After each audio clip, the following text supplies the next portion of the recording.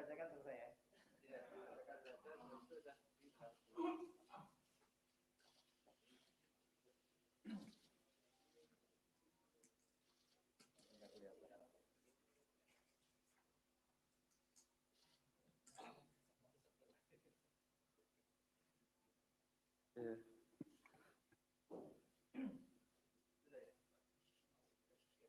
Baik, bismillahirrahmanirrahim. Assalamualaikum warahmatullahi wabarakatuh. Selamat malam rekan-rekan semuanya. Mohon maaf tadi menunggu ya. Untuk berikutnya kami akan menyampaikan terkait dengan perkembangan penanganan perkara dugaan tindak pidana korupsi pada proyek multi-years peningkatan jalan lingkar Pulau Bengkalis tahun 2013-2015, di mana hari ini kami melakukan penahanan terhadap 3 orang tersangka. Hadir malam hari ini Pak Deputi Penindakan, nanti akan dibacakan poin dari perkembangan perkara dimaksud, dan setelahnya kami beri kesempatan bertanya untuk perkara ini saja ya. Setelah itu karena nanti selesai semuanya terkait dengan perkara Bengkalis ini, kita lanjutkan untuk kompres berikutnya terkait dengan pengumuman penetapan tersangka dugaan korupsi di Banjarnegara. Kami silakan Pak Deputi untuk membacakan terkait dengan perkembangan perkara dimaksud.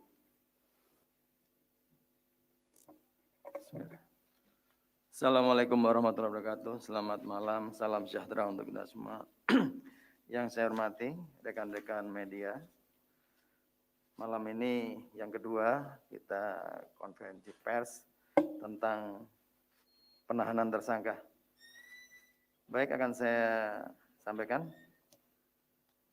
Hari ini kami akan menyampaikan perkembangan penyidikan terkait tindak pidana pada proyek multi-years peningkatan jalan lingkar Pulau Bengkalis, Kabupaten Bengkalis tahun anggaran 2013 sampai dengan 2015.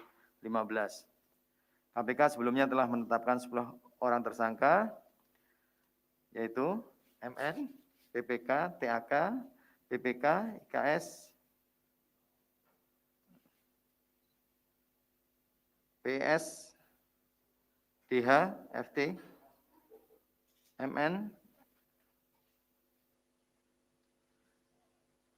dan kawan-kawan ya, mohon maaf. Atas perbuatan para tersangka disangkakan melanggar pasal 2 ayat 1 atau pasal 3 Undang-Undang Republik Indonesia nomor 31 tahun 99 tentang pemberantasan tindak pidana korupsi sebagaimana telah diubah dengan Undang-Undang nomor 20 tahun 2001 tentang perubahan atas Undang-Undang Republik Indonesia nomor 31 tahun 99 tentang pemberantasan tindak pidana korupsi junto pasal 55 ayat 1 ke 1 KUH pidana. Untuk kepentingan penyidikan, setelah memeriksa saksi sebanyak 101 orang, terdiri dari pejabat terkait penganggaran, pejabat terkait pengadaan, pejabat terkait lelang proyek, pejabat terkait pelaksanaan proyek, maupun pihak swasta.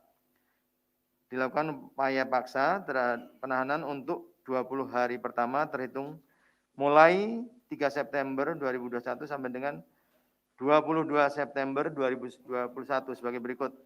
Tersangkanya adalah DH, ditahan di rutan KPK Gedung Merah Putih, FT, ditahan di rutan KPK Cabang Pomdam Jaya Guntur, TAK, ditahan di rutan KPK pada Kafling C1. Dan sebagai antisipasi COVID, dilakukan isolasi mandiri bagi para tersangka di rutan masing-masing agar tidak terjadi penyebaran COVID di lingkungan rutan KPK. Konstruksi perkaranya, DH dan TAK dalam proses pelaksanaan pekerjaan peningkatan jalan lingkar Bukit Pulau Bengkalis, Kabupaten Bengkalis berperan aktif dalam memanipulasi penyusunan berbagai dokumen proyek seolah telah selesai dikerjakan 100%, sehingga bisa dilakukan pencairan pembayaran termin terakhir di akhir Desember 2015, di mana saat itu belum dilakukan serah terima pertama pekerjaan. FT yang merupakan salah satu staf PT Wika turut memfasilitasi pertemuan antara MN selaku PPK dengan pihak-pihak internal PT Wika Di antaranya terkait dugaan pemberian sejumlah uang terhadap MN. Dalam pelaksanaan pekerjaan, FT juga selalu berkoordinasi dengan DH mengenai dugaan pengkondisian pelaksanaan proyek peningkatan jalan lingkar Bukit Batu, Siak Kecil. Akibat perbuatan para tersangka diduga mengakibatkan kerugian keuangan negara sejumlah 129 miliar dari nilai proyek sebesar 359 miliar. Demikian yang perlu saya sampaikan. Mungkin kalau ada pertanyaan silakan. Terima kasih. Baik, terima kasih Pak Deputi yang telah membacakan perkembangan perkara dimaksud. Terkait dengan khusus perkara ini, ada yang mau ditanyakan? Silakan Mas Mario. Ya, terkait kasus ini terima kasih. Ini aja nih, kenapa mesti tahapannya agak lama gitu, bahwa kasus ini juga ya cukup memakan waktu kan dari awal penetapannya hingga kini sudah ada lebih dari 10 ya. Nah ini apa yang menjadi kendala? Apakah memang masih menunggu misalkan adanya audit dari BPK terkait pengadaan nilai kerugian negara? Nah terus ini kan potensinya selalu kerap ketika ada proyek-proyek pengerjaan di PUPR itu selalu melibatkan perusahaan konstruksi BUMN. Dan bagaimana KPK sih melihat semacam kebiasaan seperti ini? Dulu ini kan ada namanya Budi Karya atau siapa itu yang dulu di PT Adikarya pindah ke PT HK, pindah lagi. Nah orangnya itu aja nih udah semacam lingkaran setan di wilayah konstruksi. Sekarang nih orang Wika nih, besok orang apa lagi nih? Bagaimana KPK melihat pola-pola seperti ini? Apakah tidak ada semacam pengawasan yang melekat atau memang harus dikocok ulang nih semua konstruksi yang ada di bawah? Ya kemarin kan baru satu nih tersangka dari korporasi Nindya Karya. Apa perlu nih di TSK korporasi sekalian nih, Wika, HK semua nih, atau bagaimana? Silakan Pak Deputi. Baik, terima kasih Mas Mario. Ada lagi terkait dengan perkara ini dulu ya? Kalau tidak ada, mungkin cukup satu dulu Pak. Terima kasih. Mungkin nanti lebih seru kalau pada saat Pak Ketua nanti ya. Pertanyaannya disimpan aja. Baik, yang berkaitan dengan masalah ini kenapa lama ya kembali. Dulu ketika KPK awal berdiri itu kasusnya sederhana-sederhana. Pengadaan barang jasa seperti misalnya pembelian satu item barang ya atau satu bangunan. Nah ini kalau proyek jalan itu kan nelisiknya agak lama, apalagi ini multi years ya, bertahun-tahun, tidak hanya 1 tahun. Kemudian ada beberapa pecahan proyeknya. Ya jelas ini akan memakan waktu lama dan kita tahu juga lokasinya di luar Jakarta. Ya. Rekan-rekan kita yang beriksasinah bolak-balik, ya saya kembali lagi mungkin kalau mengatakan menyalahkan COVID tidak juga, tapi apapun ceritanya tetap itu ada kendala waktu. Karena pada saat 2020 ini memang dikejar untuk segera selesai, tapi kenyataannya over target di 2021 masih berjalan. Karena kalau nggak salah rangkaiannya tidak hanya satu LKTPK atau beberapa surat perintah penyidikan. Nah memang kalau dikatakan kendala seperti BPK itu sebenarnya tidak kendala juga karena hanya kita koordinasi, mereka banyak melayani APH, baik dari kejaksaan maupun dari kepolisian dan KPK. Itu tentunya hanya proses saja, nggak terlalu, bukan sebagai faktor kendala. Nah kemudian sebenarnya kenapa BUMN turun di proyek-proyek daerah? Kalau seingat saya bahwa tujuannya sangat baik. Jadi kemampuan skill yang dari pusat ya dengan karya-karya nasional itu kan kemampuannya bagus. Ketika dia KSO dengan perusahaan lokal itu akan menularkan teknologi-teknologi. Hanya saja kita tidak bisa menyalahkan korporasinya untuk saat ini ya. Kita salahkan oknum-oknumnya. Karena kita tahu beberapa infrastruktur yang dibangun oleh karya-karya ya kita bisa melihat sendiri. Jalan tol ada di mana-mana, ya kemudian jalan-jalan juga sudah mulai masuk daerah-daerah yang dulu tidak masuk. Artinya apa? Andai kata ini dilakukan menurut aturannya yang benar, tidak ada kecurangan-kecurangan. Ini adalah suatu transfer teknologi kepada daerah. Karena kita tahu di atas 100 miliar pasti akan ada karya-karya yang akan sebagai main kontraktor. Itu tujuannya.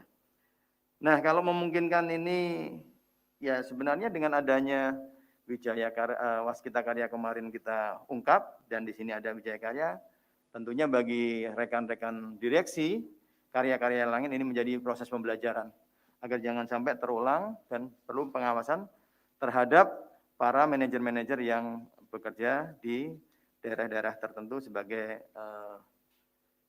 pengendali proyek. Kemudian, ini ada kerjasama dengan Kedeputian Pencegahan.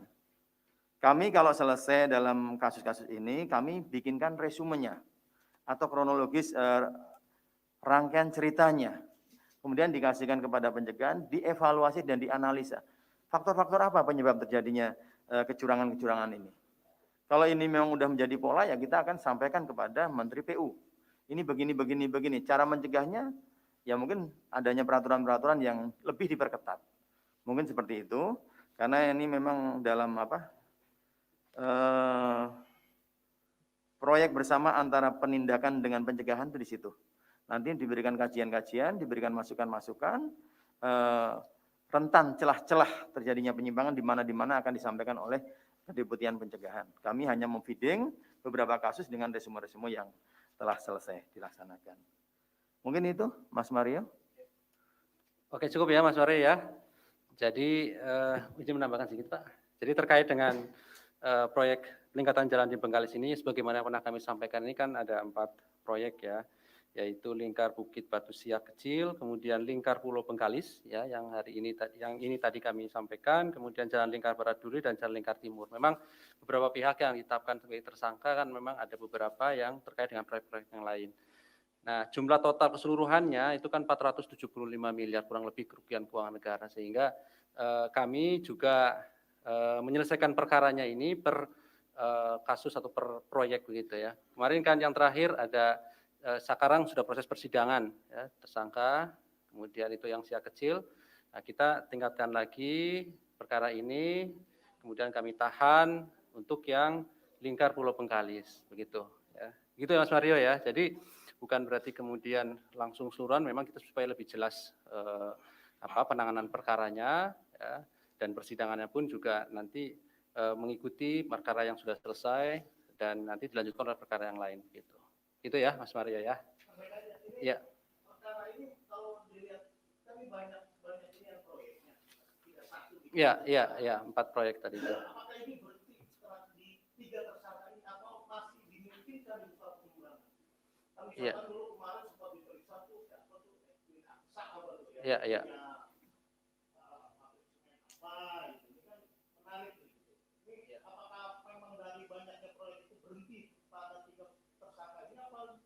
Dimungkinkan misalkan ada keterlibatan anggota dewan, kapal, ada pihak ketiga yang masuk ini, itu gimana? Itu mungkin ada kemungkinan pengembangan. Begini, kalau ini kasusnya kasus pasal 2 dan pasal 3, kembali nanti akan dilihat ya keterlibatan, kalau misalnya memang di situ ada subkon atau ada suapnya juga.